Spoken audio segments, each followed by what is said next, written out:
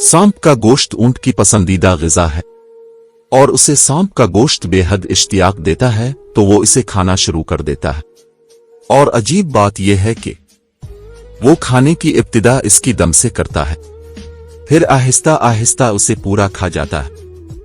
सांप का गोश्त सख्त गर्म होता है। जब ऊंट उसे खा लेता है तो उसे सख्त प्यास महसूस होती है और वो प्यास बुझाने के लिए पानी के किसी तालाब पर जाता है। अल्लाह ने तकवीनी शक्ल में उसे अलियम कर रखा है। अगर इसने इस वक्त पानी पिया तो सांप का जहर उसके बदन में फैल जाएगा। लिहाजा वो शदीद प्यासा होने के बावजूद तालाब पर पहुंचकर भी कुछ देर के लिए पानी नहीं पीता, फिर वो जोर जोर से बिलबिलाने लग पड़ता है। ऐसे लगता है जैसे वो कैसी सख्त मुश्किल में मुब्तला है और किसी को अपनी मदद के लिए पुकार रहा है। उस वक्त इसकी आंखों से आंसू बहने लग पड़ते हैं। अल्लाह ने इसके प्योटों के नीचे दो छोटे छोटे गड़े बनाए हुए हैं। इसके आंसू गड़ों से निकलकर उन गड़ों में जमा होते हैं और यूं सांप का सारा जहर आंसू बनकर आंखों से बाहर आ जाता है। अक्लमंद सारबान इस गड़े में जमा शदा पानी को किसी साफ शीशी में भर लेते हैं।